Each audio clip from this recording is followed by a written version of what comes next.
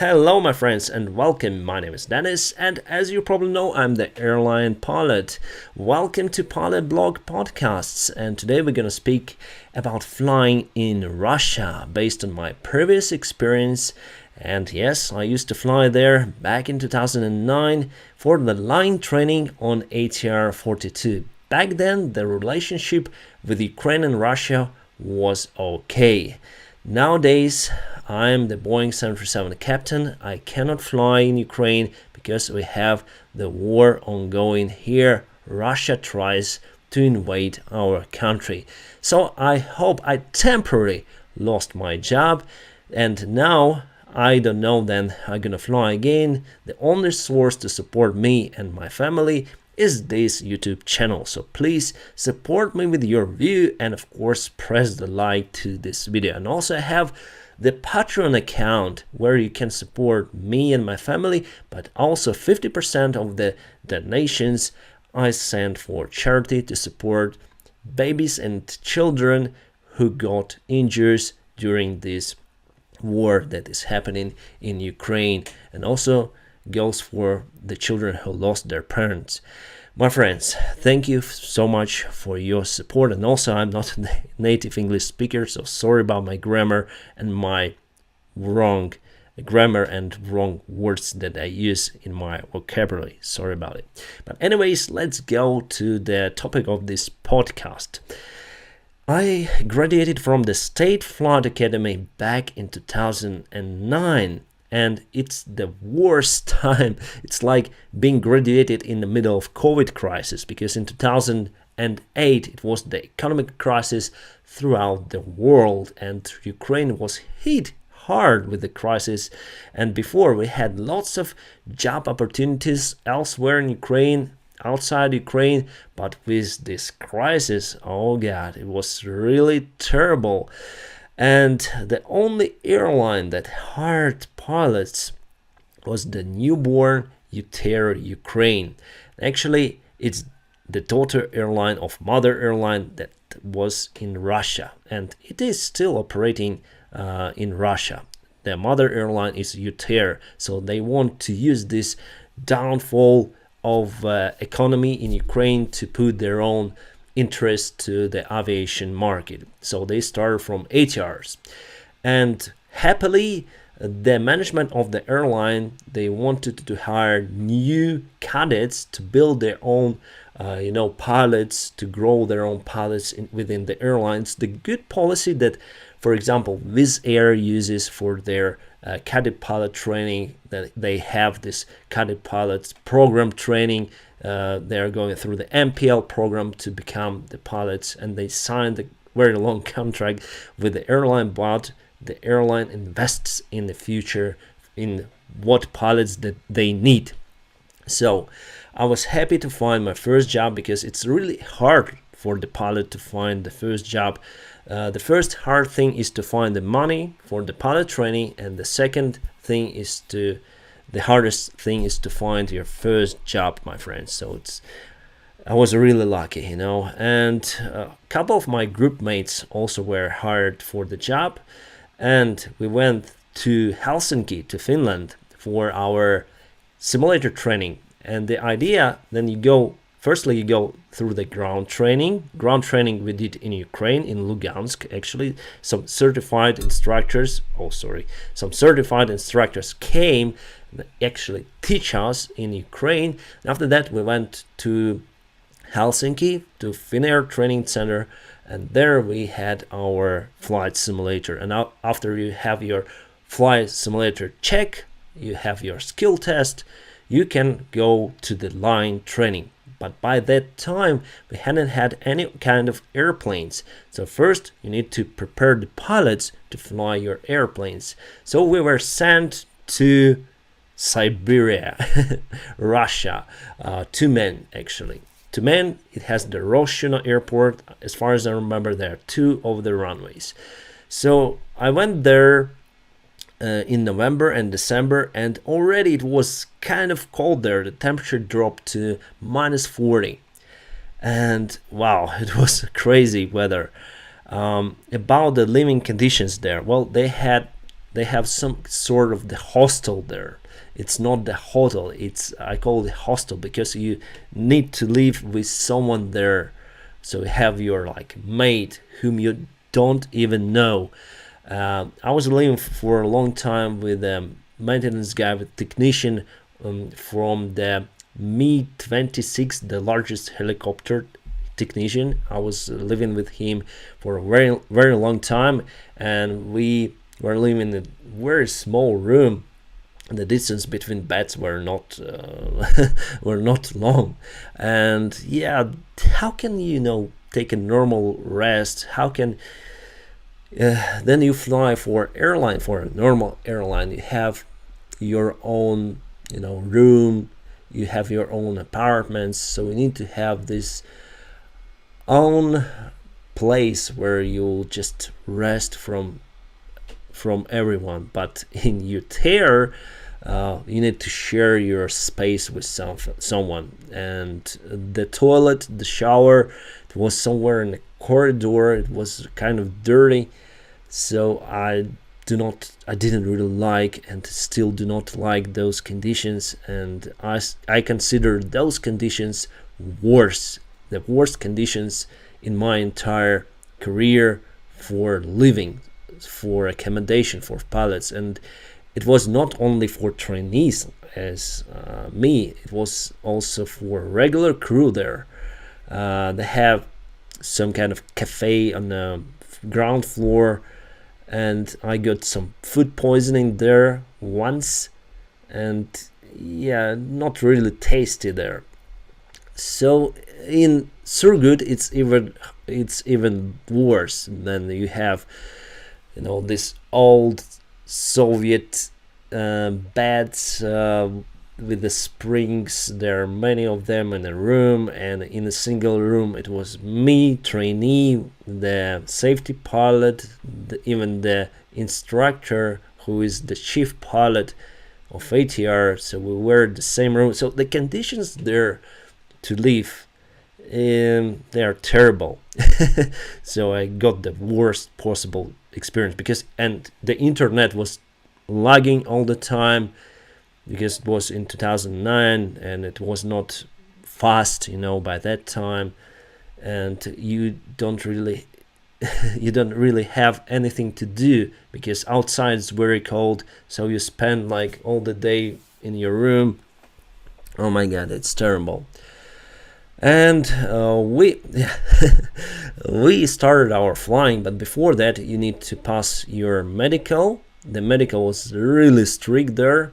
It's the strictest medical I've ever experienced in my life. Even in Indonesia it was okay compared to Russian. I was sent as for the first medical, but after the medical we went to the local civil aviation authority, and it seems like they do not have the communication with the airline. So airline needs pilots, and authorities, they say no, we will not let you the validation at first. So you need to enforce these negotiations. They very closed for everyone. I mean, this civil aviation authority of Russia, and they're really terrible. They're so bureaucratic, and we're gonna speak later about the bureaucracy. So we went flying, and the first step after your simulator, you need to go through the base training. Base training is basically you fly in some areas, not far away from the airport, and also you do some exercise like stalls, approach to stalls, steep turns, and you simulate the flight with one engine, go around. So I did it, and everything went fine. The instructor was really great, and he's actually from Ukraine, because we were in the same country now, USSR, a long time ago, like 30 years ago, and still have many persons have the connections with Ukraine in Russia. And actually the deputy chief of flight operations in UTAIR, he's from Ukraine, and the chief pilot of ATRs, he's from Odessa, Ukraine. So we have these connections, and for now, let's deflect a little bit. Then I saw the news that we captured the military pilot who bombed our cities, and after a while volunteers tried to search his biography, and they realized that his mother lives in Poltava and he bombs the city nearby. Wow, what are you guys doing? Why do you need this war? I mean, Russians, why do you need this war? It's terrible, you know. Still we have some, you know, relatives in Ukraine, in Russia, and they bomb our country. They're really crazy, stupid and crazy, I consider. Okay, let's continue about the flights in Russia. So I did my base training. It went more or less okay. However, I had some anxiety because it's the first time that I actually flown the ATR. But after that, I went through the line training. The line training was okay. However, we also, and after the base training, we had these warnings from the department that decoded the flight, and they say, oh, you have a steep bank, you have a stall, you have everything. So I had, well, my instructor, he had to write the reports about it. So even though you have this, training flights for the base training, the bureaucracy, they don't care. So they basically don't care, and you still need to write the reports about your violations, let's say. So after that we continue for the line training. Now my instructor was nice, and in Russia, well, mainly you use Russian language for the ATC. The line training went fine, and once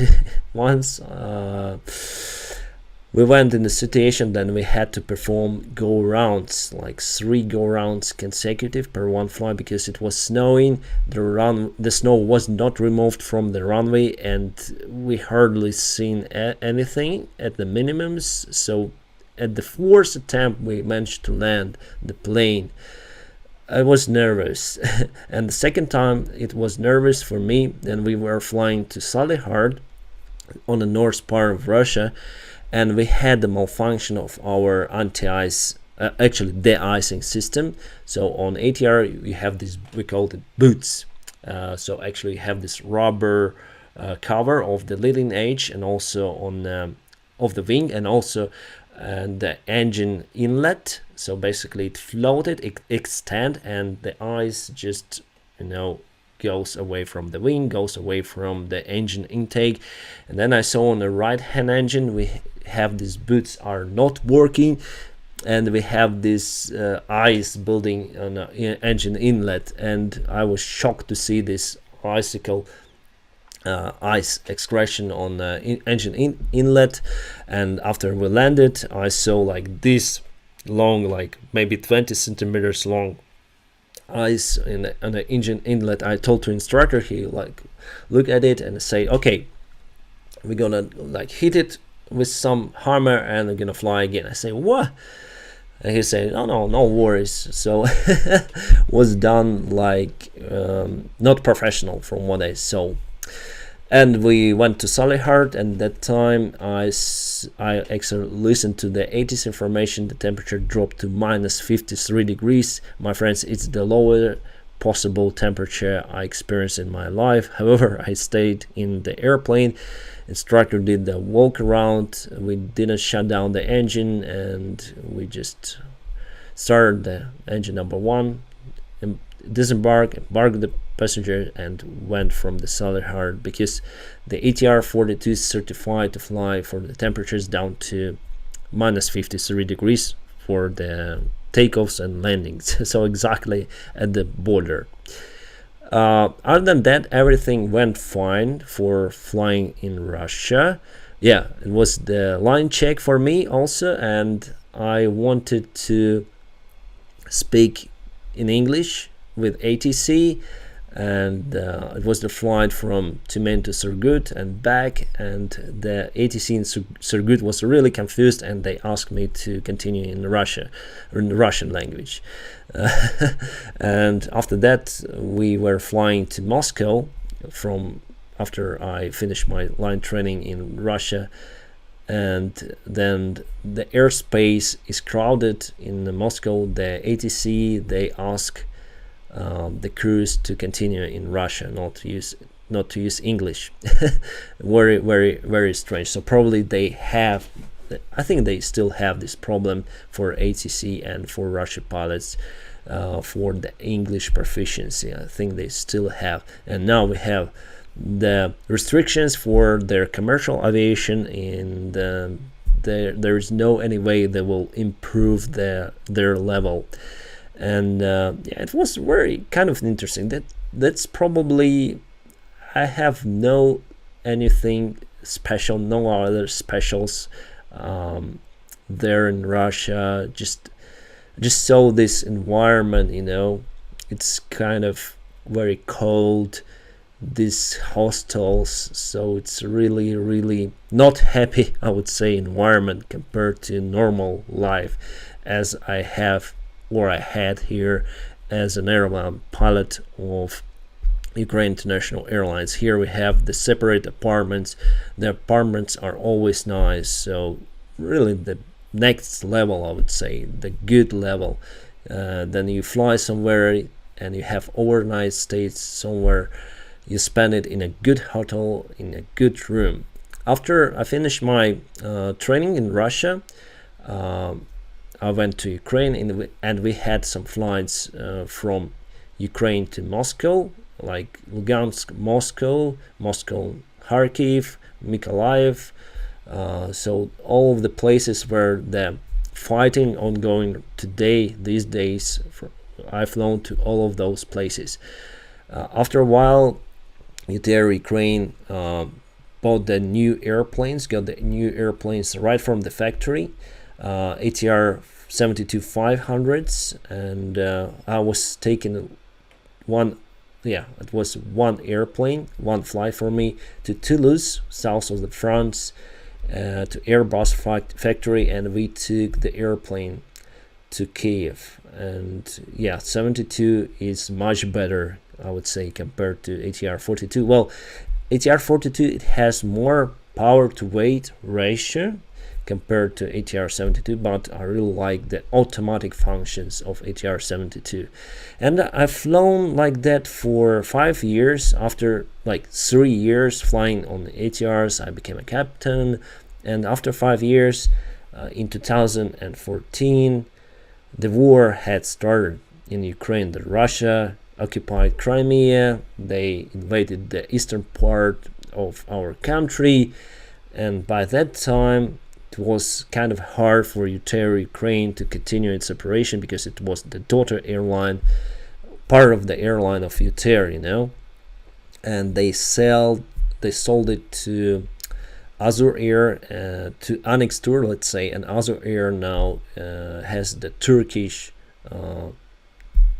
ownership. So I was asked by my airline to leave or continue operation as the Boeing 737 first officer. I agreed for the position of Boeing 737 first officer, and I paid like 50% of my own money for the type rating. But after a while, I told that in any case I'll have to leave, because they don't need a lot of pilots for those airplanes. And I left for Garuda Indonesia Airlines, and probably I already told you about my experience flying in Indonesia. Probably I may record one more video about it, because I have many more stories how I spent my flying in Indonesia for 2 years compared to what I did in Russia. In Russia, everything is stable but not okay. It is like old Soviet Union style living style, and I didn't really like it. I like European style and Indonesian style, because when I used to fly in Indonesia, have all these facilities, and this good attitude and for pilots, and not only, in Russia you just see this system is attacking normal pilots, and you see this from one side, you see this bureaucratic things, but from other side you see this neglecting. Okay, today we'll not write this defect to IFML. Okay, it doesn't work, the anti-de-icing system is not working, let's make one more flight, let's go to our base. No, like this attitude, I didn't really like it, and we don't have this kind of attitude here in Ukraine with the Ukraine International Airlines. That is why I really like to work here in Ukraine, and I hope to work here, to continue my operation here as an airline pilot in the future, but we don't know what may happen next. And that is why it's very important for you, my friends, to support this video by clicking the like, and you may also write your comments, and we may have some conversation there, and also support me on Patreon. As usual, my friends, follow the awesome guide checklist. First, like this video, after that subscribe to my channel, and finally ring the bell, whatever it means. Thank you very much for watching this video, and have a great time.